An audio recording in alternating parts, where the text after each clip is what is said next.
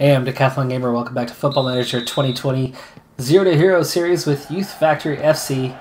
We kick off the second round of the FA Vase against a 9th tier side.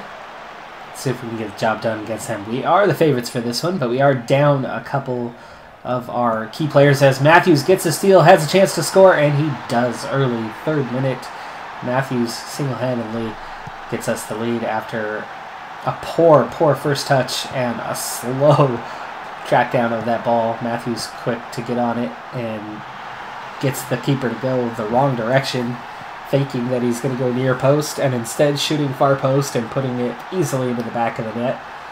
Didn't even require any power, just good accuracy on that one, and we lead 1-0.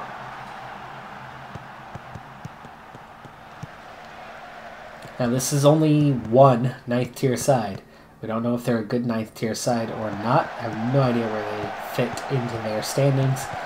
But if this is any indication, we should be able to cruise through the next few levels, or maybe not. Diskin levels the score at 1. That was a nice play. That was a poor attempt on the tackle. Horrible slide there. But that was a great through ball. We should have done better on clearing that away. But again, our players aren't anything fantastic. It's just that we are playing in the 10th tier. So mistakes will be made, and mistakes have been made. Here's a chance for another. That one's blocked, but it goes right to the feet of a teammate who then kicks it wide.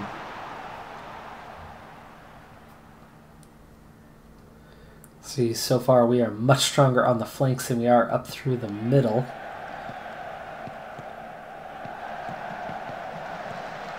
Oh, poor clearance. Leads to an easy chance, but that's pushed wide. Boy, it's been all them here lately, so maybe the 10th tier we've got covered, but the 9th tier, maybe not yet. Can we come out ahead in this game? Sure. But nothing yet suggests that we are going to dominate the 9th tier. If the far man on the edge of the wall actually moved his feet there, probably would have gotten to the end of that. We've only had one shot attempt.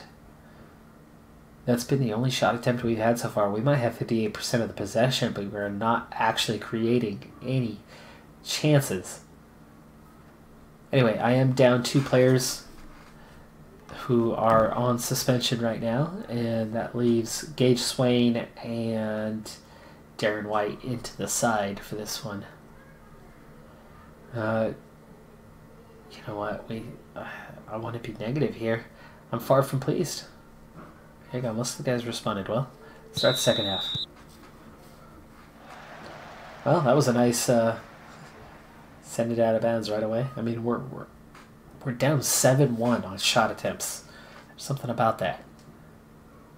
We're forced into a sub here. Diskin's going to take the corner. It's a decent one. Again, poor clearance. We are just not clearing the ball well at all. And now we trail 9-1 in the shot department.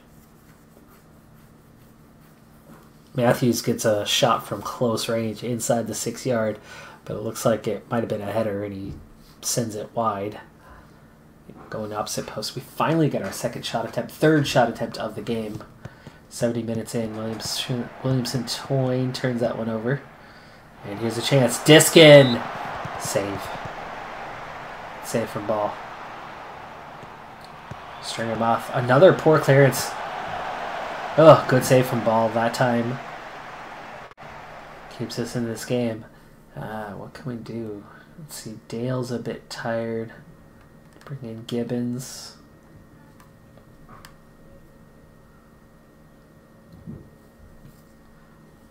Connor Courtney for Williamson. We could sub out Gage Swain, who has not really done anything for Phil Hammond.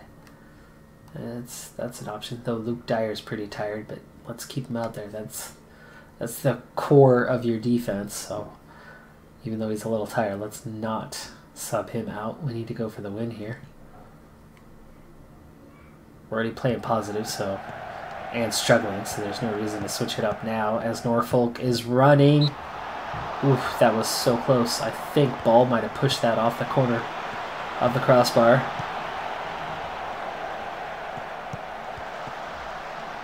Matthews is through. Good save.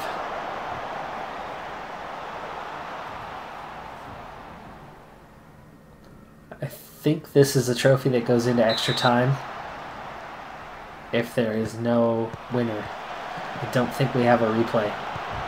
FA Cup does, but I don't think the Vase uses it, but I'm not certain.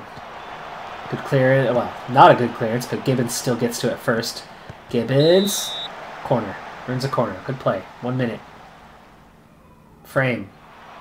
Oh, right across the face of goal, and Moffat hangs onto it too long, gives it up, and it's a 2-on-1. Hammond. Great play by Hammond. And that should do it. I think we're out of time here. Moffat. Woo. Moffat hung onto that way too long. Yeah. There's the whistle. Dressing room.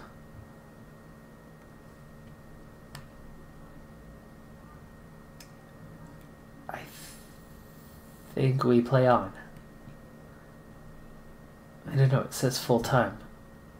Leave match. Yeah. Locker room. Leave match. Okay. So there is a replay. I suppose they were okay with it, so we'll say we're okay with it. There will be a rematch. And we're going to be on the road. It's going to be difficult to get through that next match.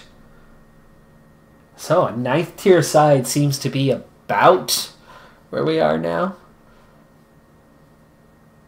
We were more dangerous than them at times, but through most of the game, they were certainly the more dangerous side, so it will take some development before we can really compete at the 9th tier. So we're not going to just waltz through the bottom 3-4 divisions over the next couple seasons. More players, of course, will make us stronger, but only slightly. And we struggled to that draw. 19-5 on the shots, but good play by Matthews. Let's go ahead and give him some praise.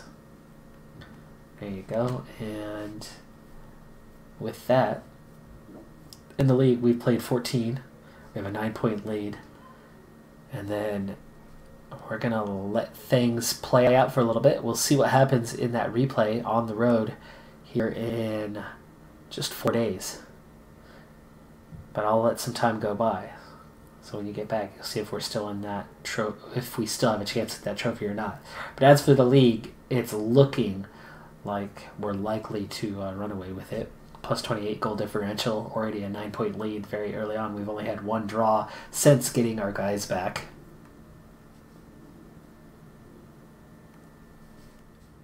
We continue to make a step in the right direction as we're now into the middle of December.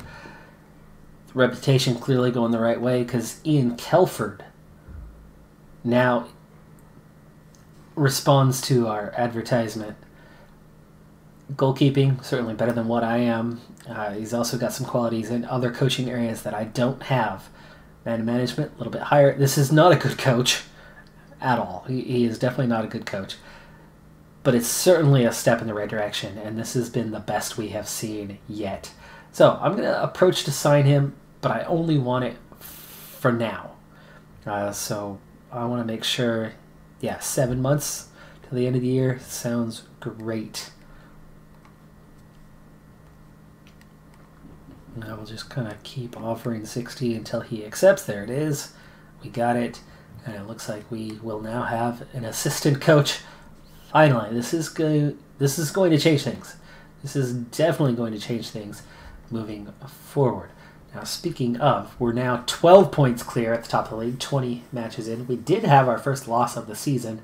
Otherwise, we won each and every match we played over this stretch, plus 39 in goal differential now. We're still alive in the FA Vase Trophy. We've gone through that replay plus the 3rd round, so we're on to the 4th round now. And how is the team looking? Let's see. 61 on reputation, so a pretty significant jump. I mean, we're plus 60 overall. Attendance, minimum club attendance, haven't changed since the start of the season. Finances, though, looking really good. 747,000. This has been a really good year for us in that department. Myself, how are we looking now? Okay, I'm up to a 5 in attacking, defending, and technical. So I will be able to help in the training. Man management and motivating are both at 5. I have discovered that level of discipline actually does increase, apparently. Though my working with youngsters clearly lagging behind. We'll see. Could develop over time.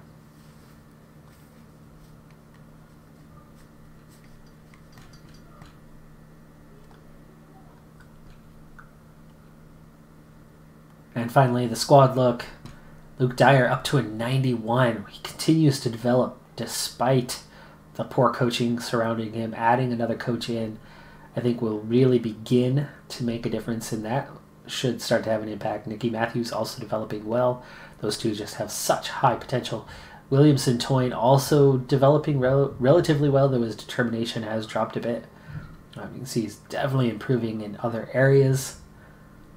And even he's up to a 75. Barry Ball's up to a 72 now. These guys weren't there. Barry Ball is only developing gradually. Goalkeeping coach will be a big help in that department. Scott Frame doing pretty well at a 68. Definitely developing. So yes.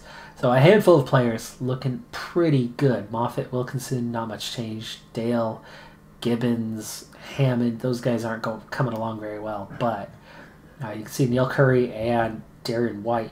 Really just the only 2 players that have developed. But from this, you can see that it's actually very little. His vision's up to a 9, but it's very, very slow, gradual development otherwise. But at least he's balanced.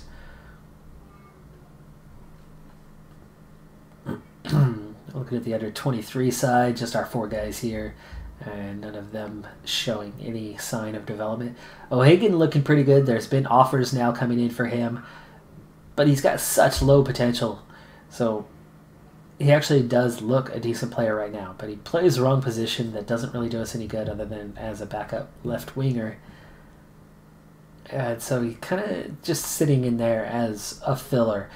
Every report we get from a U18's match where they get blown out every single game against a bunch of Premier League sides, their U18 sides, he's the one standout, the one player who does well. So he's helping keep the team together. But otherwise, these guys are pretty dang weak. Kieran Hendry, Tom Thompson, these were some of the originals on the squad. In fact, O'Hagan is literally the only player from last year's youth intake left on the U18 squad.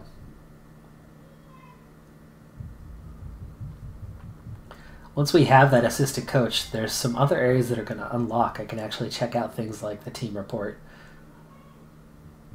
and training, but we're going to have to let a little bit of time go, but I don't need to let a lot of time go. So unlike the normal 45, I'm just going to push forward about a week or 2 so we can see the impact of having an assistant coach, albeit a poor one. It'll still make a pretty big impact on things.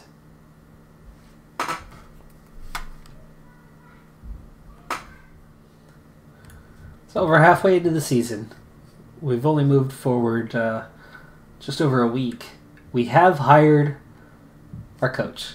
In fact, we did more than that. We also hired a head physio, Francis Laird, so we did bring him on as well. So it's only a 5 as a physiotherapy, but both of them have expiring contracts at the end of the year. Just something, right? We finally have something, and they're not completely awful. In fact, it looks like he's the best physio in the entire league. And he's actually best at sports science as well. And then in terms of where we're at here, also the best coach, the assistant coach anyways, in the league. So we have the best coaching staff already, just like that, with the 2 of us and 1 physio. Recruitment team is fine to leave completely blank, not something we need. But now things are going to have a little bit of an effect because we're going to start to see stuff like this. See the progress we're making. You can see just how much Dyer and Matthews have improved now. Williams and Toyne improving. So it's good to see that. terms of the season so far, Nicky Matthews leads all with a nearly 8.5 rating. Scott Frame has a 7.5. Williamson Toyne as well. Dyer 7.4, good for a center back. John Gray. So you can see all these guys over 7. Barry Ball almost a 7, not bad for a goalkeeper, especially at this level. Darren White doing pretty well, and let's see, Gage Swain has over a 7, and where's our other? Neil Curry just over a 7. So those guys all doing pretty well in limited time. These are our bench players that have only had a limited number of starts or appearances off the bench, but clearly not at the same level. But at this point, it is Nicky Matthews with 29 goals in 18 appearances for him, plus the 6 additional, right, in that one appearance at the start of the season before he was transferred away for a while. So really, he scored 35 in 19. 4 assists to go with him, and definitely the top finisher.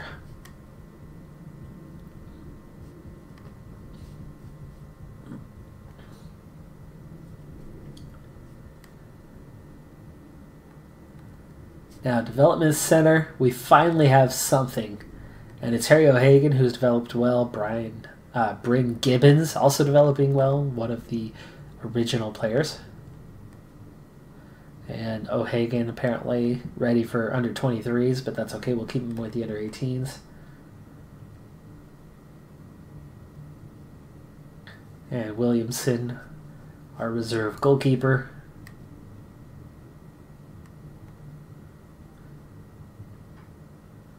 There it is. So finally making a little bit of progress.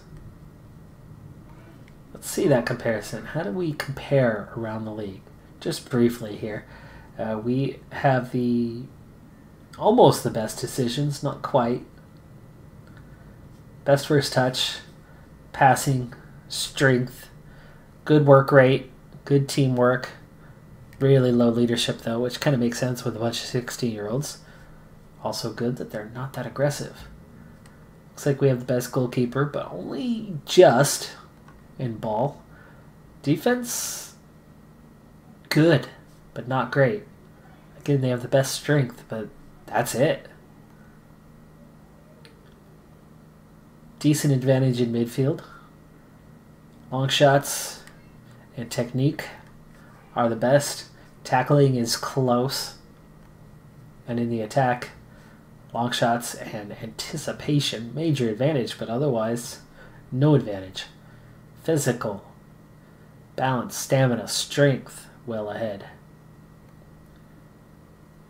There's one of the big ones, is we do have a mental advantage over most of the league, but determination, leadership, aggression, all very low.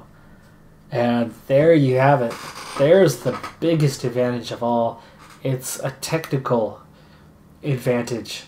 Finishing almost to the top of the league, but otherwise every single one of these is better than what anybody else has. So we have so much to do.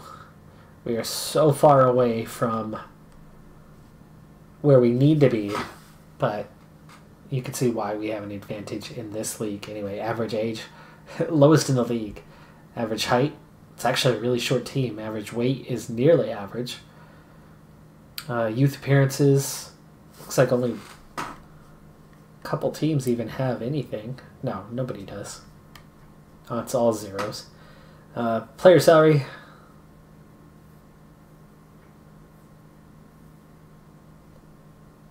Okay, fine. Don't show me.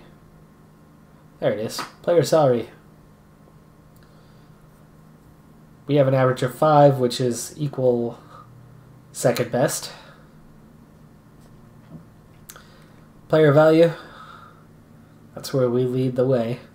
But 1,500 is not exactly a big one.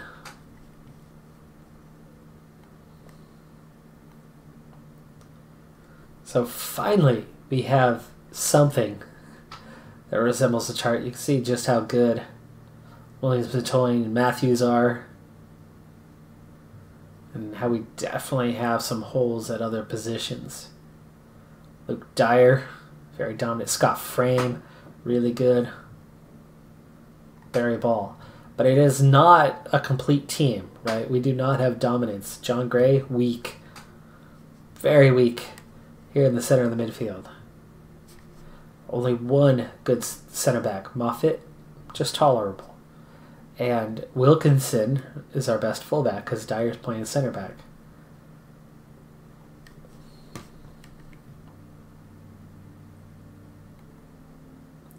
And finally, we get our first look at our formation and how it fills out. And you can see we definitely do have a weakness there in the center of the pitch. Very strong in the back, though.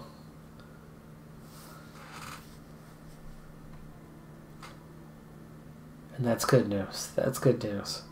That's our first look. You've got Dyer, Williamson, Toyne, and Matthews, all 5-star guys.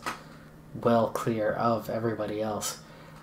Those three are going to be at the center of this team for a while, and it looks like, see, I've never even gotten into breaking it down to individual positions tactically, or set pieces for that matter, or even redone the captains since our guys came back. So there is some work to be done. Set piece takers, yeah, nothing. I mean, it's been picked at random each time it comes up, which, whatever, it's not a big deal. But like Scott Frame, that's your clear best guy for taking corners. Left or right, even though he's a left back, and that's a little tricky. I'll put Ken as his only backup. Free kicks. Again, Scott Frame, and I think he's been taking pretty much all of them anyway. And then Catton and Gray. And then long throws. I'm not even going to pick anybody. Okay, corners, you know what? Let's not mess with that. Or free kicks or throw-ins. I don't think penalties have been too much of an issue for us. This is kind of that one area where we could start personalizing this. Instead of just being a deep line forward, it could be a pressing forward with attack. And I like that. I like the kick and press.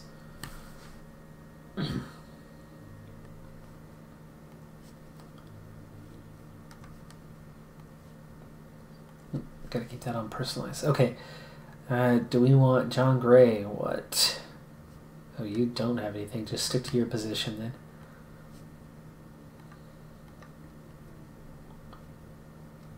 Instead of an inverted winger, you can be an attacking winger.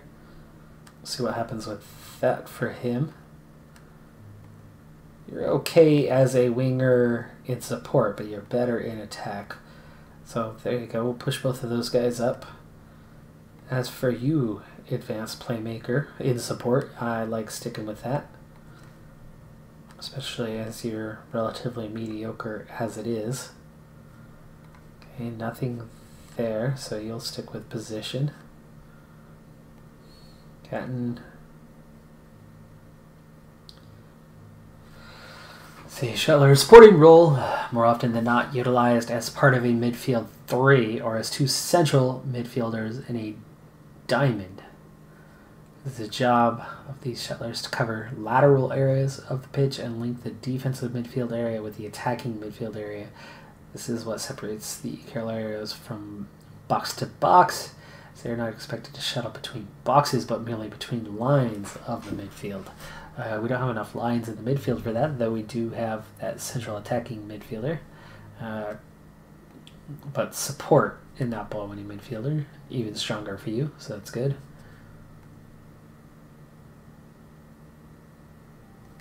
Okay, we won't change your role.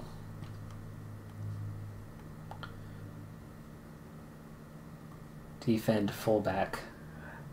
I like the wingback play, so we won't change him.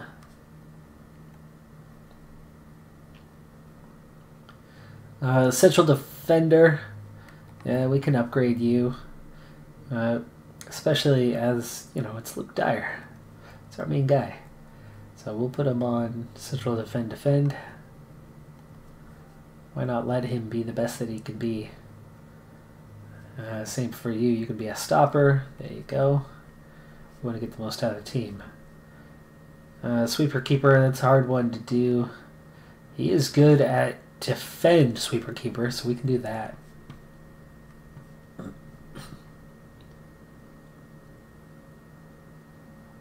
And finally, a little personalization out there should have an impact, making the team play even better. Let's push forward another little bit. We'll get up to about February.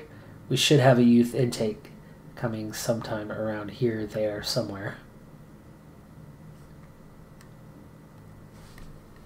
So Luke Dyer is now homegrown, but he is also keen to discuss his future.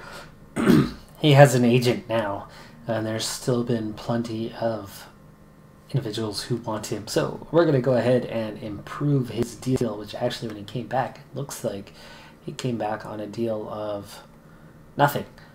A non-contract. Well, that's pretty ridiculous. Let's put him on full-time. Let's get him out to the extent we can, end of June of 2026. And let's make him the club's highest earner at, let's say, $50 per week.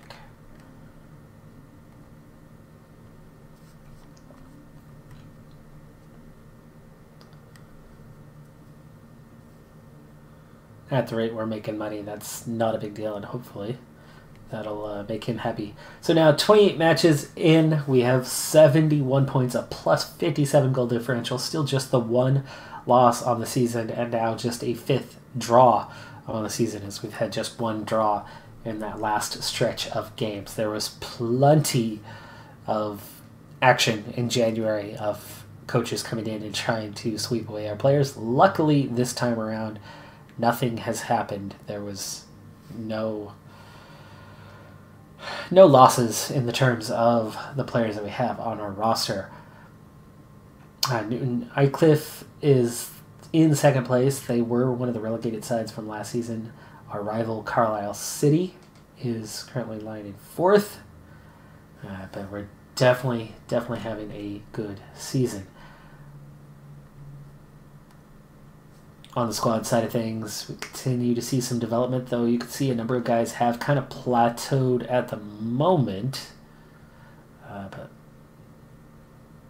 Dyer looking good at a 96, really stepping up. Those top few guys are well beyond anybody else on the team. We're really in the league.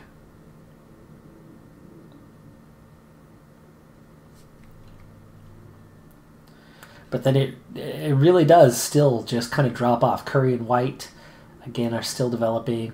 And then the lesser guys from the last youth intake, having an impact, but not great. There's still plenty more to come from this team. And this next youth intake, if we get a few more players like this added into this squad, I think we can cruise right through Tier 9 as well next season. Phil Hammond is now starting, or will be starting now. He's already had some starts. But we're going to move Moffat up to center mid, and Phil Hammond taking his spot, and then kind of reshape the center of midfield. So instead of Curry and Catton, it's now, Catton's suspended for one thing, it's now going to be Moffat and White for a little while. We'll see how those two do. Though I might go back to Neil Curry. Neil Curry, at this point, is the only player in influential players. He's all alone. So there isn't much to go off of there.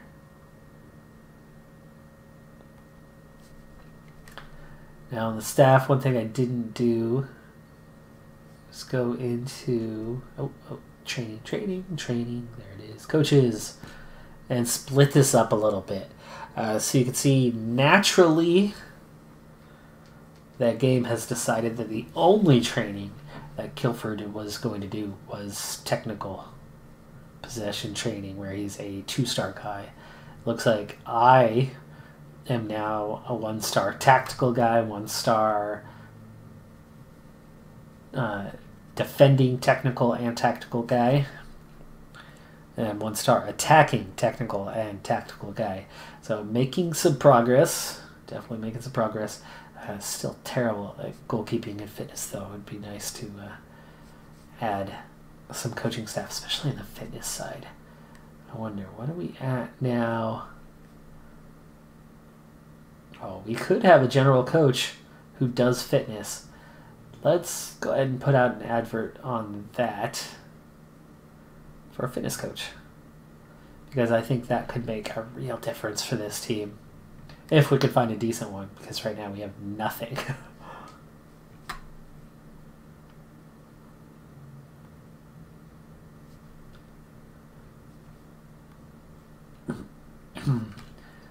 Now, our most recent match was the FA Vase, and it was another victory, and it takes us into the quarterfinals. So we are getting pretty late into that tournament, and we're still in there. I don't know what tier it goes up through. I think it might go through tier 9. Could be wrong on that. Or up through tier 7 or 8, actually. Not tier 9, but it might only be tier 9. It's hard to say who the participants are. But here's your teams that are left. Like if we look at Avro,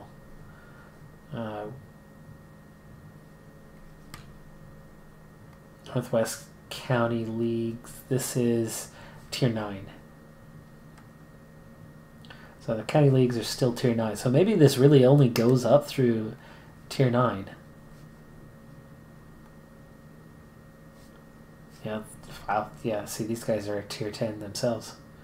In fact, that's in my league.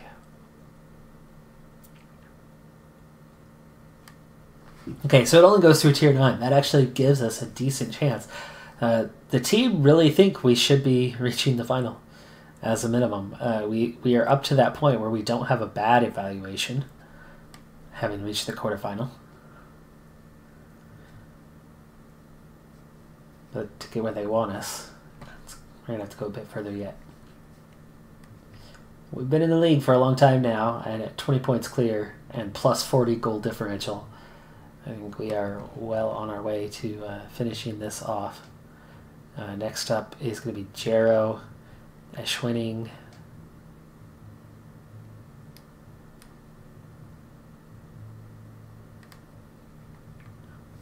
now, meanwhile, the U18s, U23s, they've been bad. They are just getting blown away by the opposition. They're winless, but next season that should start to look a little bit different. Right, as we fill out the club a little bit more, we're getting closer. But we should be on our way to tier 9 pretty soon. Let's go ahead and move forward one more time for this episode. We may or may not get to the end of the season yet. I'm not sure. All right, so the league's wrapped up, and youth intake has happened, and actually a little while ago. Well, 10 days ago. That's not that long. So it looks like Ethan Brennan is pretty good already from the group coming in, and the highest potential. Otherwise, looks like he's really the only one. So this year, not quite as good. Not quite.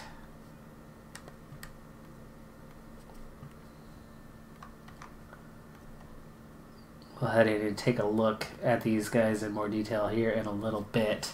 Yeah, the youth candidates easily crushing the current crop of U18s. No surprise by that. Jesper Anderson with 5 goals.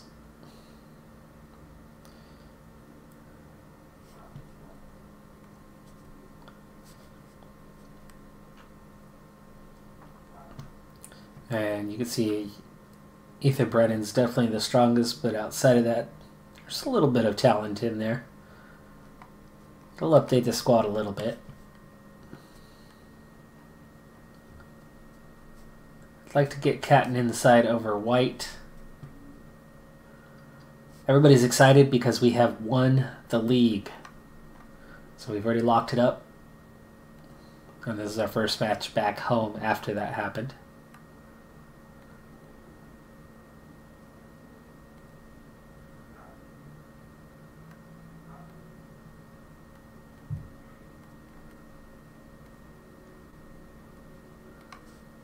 There you go, 4-0 in the last game.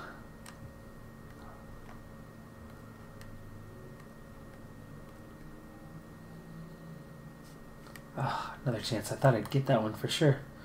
It's only 5 days ago.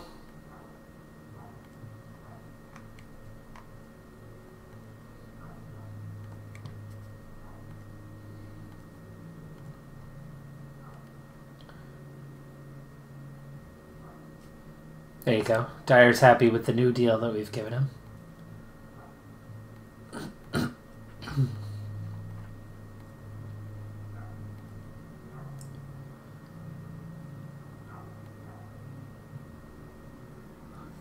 Deal for O'Hagan. They don't even want any. They don't even want to give us anything for him, so we'll go back to reject all. Finally, there we go. Swap out Cat for White.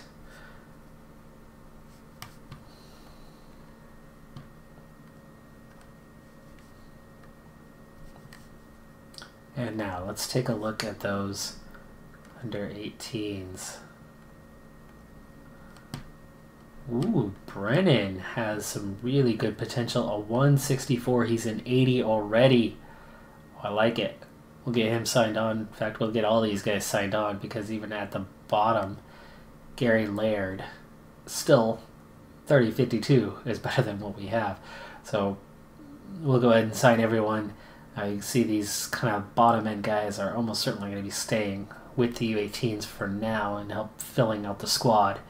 While the others, a few of them at least, well, one of them at least, probably 3 or 4, will make their way into the first team. So it's a little surprising, but in only our second season, we are already thinning out on what sort of potential these players bring into the side. But we now have our central attacking midfielder for the foreseeable future in Ethan Brennan, and he's ready to go straight into the side. But I've got to get these guys signed, and then we'll see who's ready to mix into the squad. But like I said, not many.